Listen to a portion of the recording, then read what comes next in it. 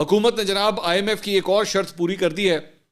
ایوان صدر سے 4 سرکاری اداروں کو حکومتی سرپرستی سے آزاد کرنے کے آرڈیننس جاری کر دیے گئے ہیں. صدر مملکت نے چاروں اداروں Radio Pakistan, NHA National Highway Authority, Pakistan National Shipping Corporation اور پوسٹل سروسز سے متعلق آرڈیننسز کی منظوری دے دی ہے. غیر منافع بخش اور مالی خسارے کا سبب بننے والے یہ 4 سرکاری ادارے خود مختار بورڈز کے ماتحت اب کام کریں گے. ان پر سے حکومتی سرپرستی اب ختم کر دی گئی ہے. حکومت نے PTV، کسٹمز اور پاکستان اسٹیل کو بھی حکومتی سرپرستی سے آزاد کرانے کا فیصلہ کیا ہوا ہے اور اس کے لیے بھی صدارتی آرڈیننس لانے کا فیصلہ کیا جا چکا ہے. خود مختار بنائے گئے سرکاری اداروں کا انتظامی بورڈ 6 سے 12 ممبران کے اوپر مشتمل ہوگا. تو ایک خبر یہ ہے. اس کے علاوہ پیٹرول اور ڈیزل کے حوالے سے کل رات کو جو ہے وہ نوٹیفیکیشن بھی جاری ہو گیا الٹیمیٹلی، اور یہ بتایا گیا ہے جی اگلے 15 روز کے لیے پیٹرول کی قیمت میں کوئی کمی نہیں ہوئی ہے. سوری ٹو سے دیٹ، لیکن کوئی کمی نہیں ہوئی ہے. لیکن چلے خوشی کی خبر یہی ہے کہ بڑھا بھی نہیں ہے. لیکن انٹرنیشنل آئل پرائسز ایکچولی نیچے کی طرف آئی ہوئی تھیں. ایکسپیکٹ کیا جا رہا تھا کہ اس مرتبہ ڈپ آئے گا، لیکن نہیں آیا ہے. ڈیزل کی قیمت میں البتہ 7 روپے کی کمی کی گئی ہے، اور مٹی کے تیل کی قیمت میں 3 روپے 82 پیسے فی لیٹر جو ہے وہ کمی کی گئی ہے. لائٹ ڈیزل آئل کی قیمت میں 4 روپے 52 پیسے کی کمی کی گئی ہے. اور جو نئی پرائسز ہیں وہ آپ یہ اسکرین کے اوپر دیکھ سکتے ہیں کہ اب نئی پرائسز کے اندر جو فرق آیا ہے وہ پیٹرول 281 روپے کے اوپر ہی موجود ہے، اور ڈیزل جو ہے اب 289 روپے کا ہو چکا ہے، 289 روپے 71 پیسے کا. کیروسین آئل 201 روپے اور لائٹ ڈیزل آئل 175 روپے کا ہو چکا ہے. تو ان کی پرائسز جو ہیں وہ یہ ہیں. اس کے علاوہ جو ایک اور بری خبر ہے، اوگرا نے LPG کی قیمت 3 روپے 82 پیسے فی کلو بڑھا دی ہے، جس کا نوٹیفیکیشن بھی جاری کر دیا گیا ہے. تو معیشت کے حوالے سے تو یہ خبریں ہو گئیں. اس کے علاوہ وسیم بادامی صاحب جو سینئر اینکر پرسن ہے، جن کا کل اکاؤنٹ جو ہے ٹویٹر اکاؤنٹ وہ ایکس، ایک تو یہ منہ کے اوپر ٹویٹر چڑھا ہوا ہے، ایکس اکاؤنٹ جو ہے وہ ہیک ہو گیا تھا. وہ اب آخری اطلاعات کے مطابق دوبارہ ریکور ہو گیا، اور اس کے اوپر سے جتنی فضول قسم کی جو ٹویٹس اس دوران کی گئی تھی ہیکر کی جانب سے وہ اب ہٹا لی گئی ہیں. اچھا جی، اس کے علاوہ خیبر پختونخوا کی نگراں حکومت نے سرکاری افسران سے انٹرویو یا میڈیا ٹاک کے لیے ضابطۂ اخلاق جاری کر دیا ہے. ایکریڈیٹیشن کارڈ نہ رکھنے والے کوئی صحافی یا سوشل میڈیا ایکٹیوسٹ سرکاری افسروں سے انٹرویو نہیں لے سکیں گے. سرکاری دفاتر میں داخلے اور صرف سوشل میڈیا کی بنیاد پر اپنے آپ کو صحافی ظاہر کرنے پر پابندی ہوگی. لونڈے لپاڑوں کے لیے بری خبر. محکمہ اطلاعات و تعلقات عامہ خیبر پختونخوا کے کارڈ کے حامی صحافی اپنے متعلقہ اضلاع میں سرکاری محکموں کے سربراہوں کی تقریبات میں شرکت کے مجاز ہوں گے. محکمہ اطلاعات و تعلقات عامہ خیبر پختونخوا کی جانب سے ہدایات کی روشنی میں تمام ضلعی ایڈمنسٹریشن کو اعلامیہ جاری کر دیا گیا ہے. یہ بڑا ہی اچھا سٹیپ ہے میرے خیال میں. میں تمام جو سوشل میڈیا کے لوگ ہیں، میں سب کے بارے میں تو یہ بات نہیں کہوں گا، there are some good journalist also working on social media, لیکن اس کا کوئی نہ کوئی اسکروٹنائز اس کو کیا جانا چاہیے. ہر لونڈا لپاڑا جو ہے وہ صرف اور صرف پاکستان تحریک انصاف یا مسلم لیگ نون کی چمچا گیری کر کے جو ہے اپنے آپ کو صحافی نہیں کھلا سکتا. تو ایک ٹھوس طریقے سے، اور میرے خیال میں جرنلسٹ باڈیز کو جو ہے اس کے سلسلے میں جو ہے شرط و شرائط بنانی چاہیے، اور صرف انہی لوگوں کو صحافی کنسیڈر کرتے ہوئے جو ہے یہ ایکریڈیٹیشن کارڈ دینے چاہیے. باقی ہر قسم کا جو گند بلا ہے نا اس کو بیچ میں سے نکالیں. یہ لوگ صحافی نہیں ہوتے، یہ لوگ انٹرٹینرز ہوتے ہیں، اور یہ انٹرٹینمنٹ بنا رہے ہوتے ہیں، اس کے علاوہ یہ کچھ نہیں کر رہے ہوتے. تو جو جینون صحافی ہیں جو بے شک سوشل میڈیا کے اوپر بھی کام کر رہے ہیں، ان کو پلیز اسکروٹنائز کر کے ان کو پراپر ایکریڈیٹیشن کارڈ جو ہیں وہ ایشو ہونے چاہیے. اچھا جی، جاوید چودھری صاحب نے اپنے ویلاگ کے اندر دعویٰ کیا ہے. انہوں نے کہا جی بشریٰ بی بی اور لطیف کھوسہ کی لیک آڈیو لطیف کھوسہ کے ٹیلی فون سے لیک ہوئی ہے. انہوں نے خود تو نہیں کی، لیکن ہوئی انہی کے فون سے ہے. اب وہ کون سی خلائی مخلوق ہے جس نے یہ کام کیا ہوگا، میرے خیال میں نہ مجھے بتانے کی ضرورت ہے، اور نہ آپ اتنے چھونے کاکے ہیں کہ آپ کو نہ پتہ ہو، آپ کو بھی اچھی طرح پتہ ہے. اور ان کا یہ کہنا ہے کہ جی یہ جو آڈیو لیک ہے یہ اس کا ایک پارٹ ہے، ابھی اور پارٹ بھی آئے گا. یہ بات ویسے میں اپنے ویلاگ میں آپ کو پہلے بھی بتا چکا ہوں.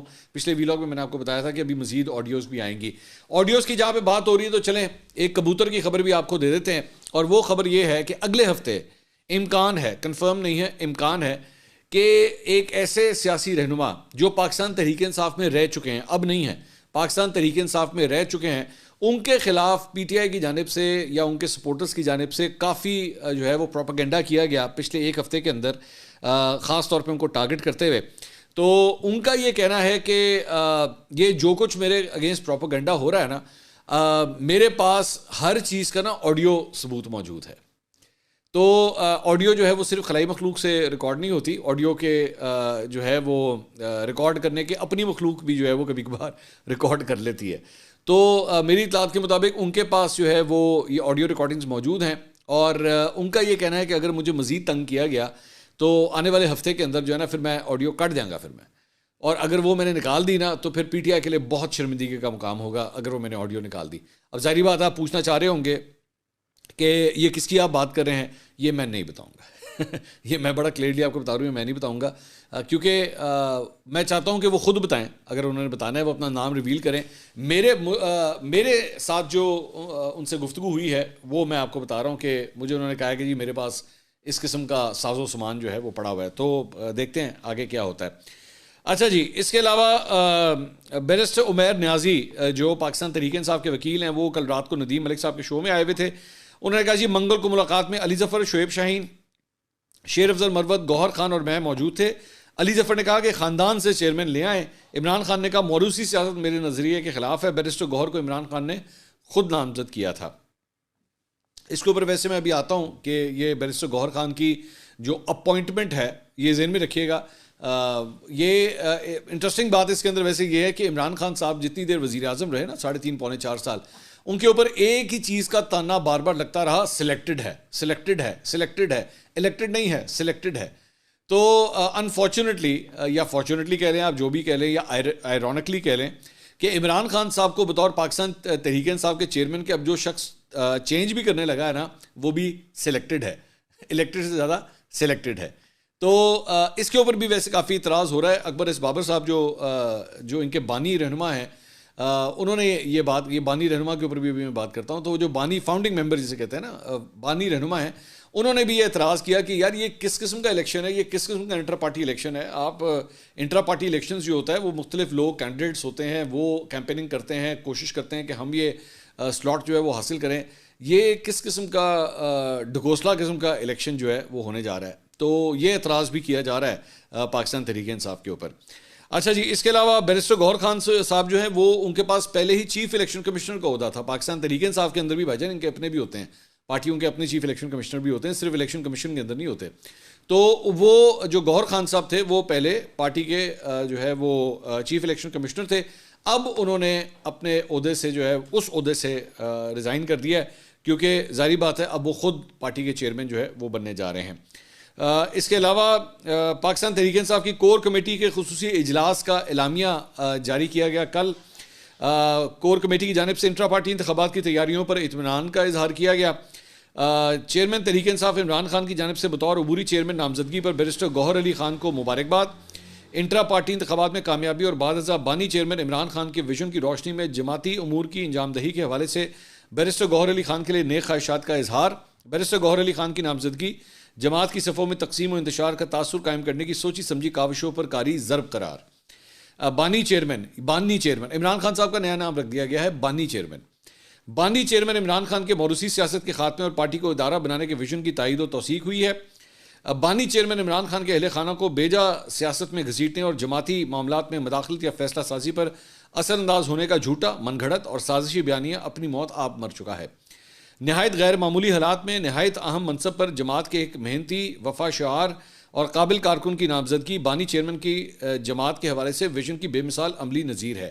2022 میں آئے ہیں پی ٹی آئی کے اندر. ابھی ویسے ہی بتا رہا ہوں، میں آپ کو ویسے ہی بتا رہا ہوں کہ 2022 میں بھی آئے ہیں، اور ایک سال کے اندر انہوں نے ایسی پرفارمنس دکھائی ہے کہ پوری پی ٹی آئی جو ہے وہ امپریس ہو گئی ہے ان سے کہ گوہر علی خان صاحب سے بہتر گوہر ہمیں مل نہیں سکتا تھا، نہ نگینہ مل سکتا تھا، نہ گوہر مل سکتا تھا. تو اس لیے ان کو بنایا گیا ہے. اچھا، تو اس کے علاوہ اب آ جائیں ذرا اس پھڈے کے اوپر، اس پھوٹ کے اوپر.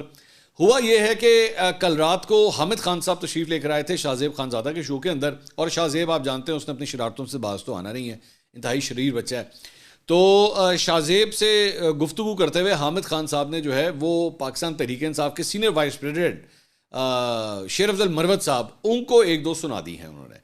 اب انہوں نے کہا کہ ان کا کہنا تھا جی الیکشن کمیشن کا فیصلہ بہت افسوسناک اور جانبدارانہ ہے، دیگر پارٹیوں کے ایسے ہی الیکشن منظور کر لیے، پی ٹی آئی کا مسترد کر دیا، انتخابی نشان کو پارٹی الیکشن سے مشروط کر دیا، جس کی وجہ سے انٹر پارٹی الیکشن کروانا قانونی مجبوری بن گیا.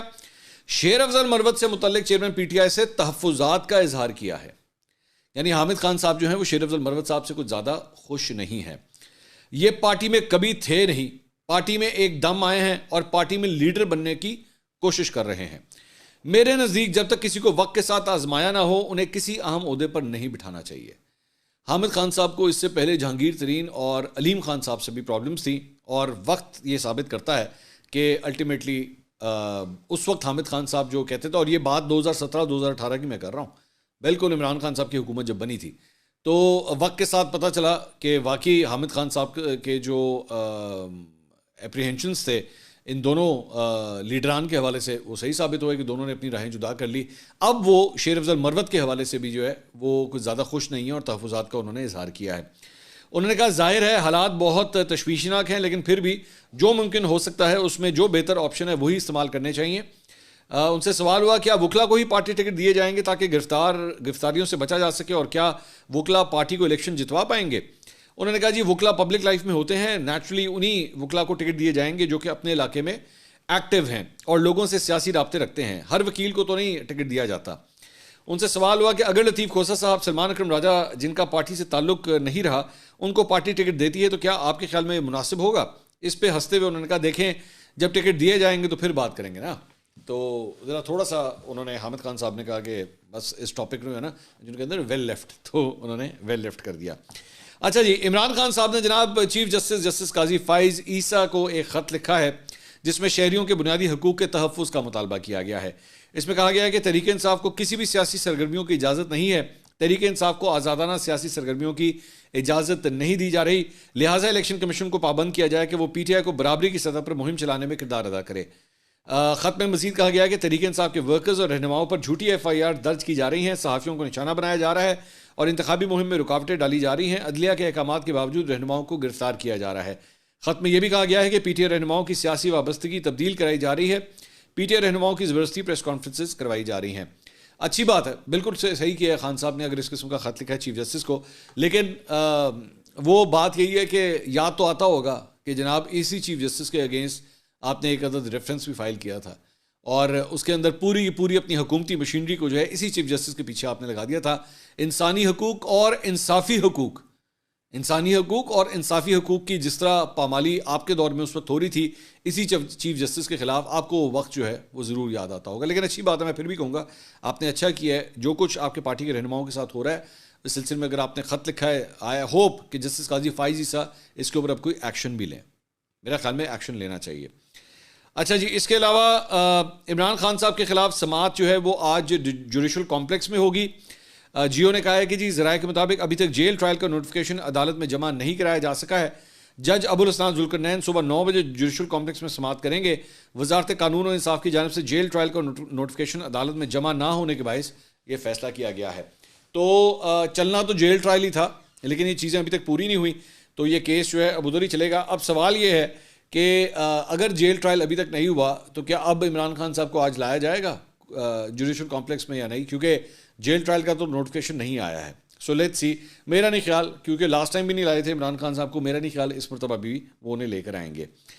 اچھا جی, اس کے علاوہ بیرون ملک جانے کے لیے ڈاکٹر شیریں مزاری کا نام پی سی ایل اسٹاپ لسٹ جو ہوتی ہے اس سے نکلے گا یا نہیں, محفوظ فیصلہ اس سلسلے میں آج سنایا جائے گا. رجسٹرار اسلام آباد ہائی کورٹ نے کاز لسٹ جاری کر دی. جسٹس طارق محمود جہانگیری محفوظ فیصلہ سنائیں گے. 21 نومبر کو عدالت نے فریقین کے دلائل کے بعد یہ فیصلہ محفوظ کیا تھا. اسلام آباد پولیس کی سفارش پر شیریں مزاری کا نام پی سی ایل لسٹ میں ڈالا گیا ہے. ایک اور خبر آپ کو میڈیا کے میدان سے دے دیں, اور وہ یہ ہے کہ اجمل جامی صاحب, یہ خبر ویسے ہم نے کئی ہفتے پہلے آپ کو آلریڈی دے دی تھی, لیکن اب ان کا سفر جو ہے وہ دنیا نیوز کے ساتھ اختتام کو پہنچا ہے, اور اجمل جامی صاحب 30 نومبر تک انہوں نے جو ہے وہ اپنا یہ سفر لے کے چلنا تھا, نوٹس پیریڈ تھا ان کا, اور اب ان کی راہیں جو ہیں وہ جدا ہو گئی ہیں, اور اب وہ پی این این جا رہے ہیں, جس کا ان قریب نام ویسے بھی چینج ہو جائے گا. محمد مالک صاحب وہ بھی چینل 92 سے ریزائن کر چکے ہیں, وہ بھی پی این این جا رہے ہیں. ہو سکتا ہے کہ کل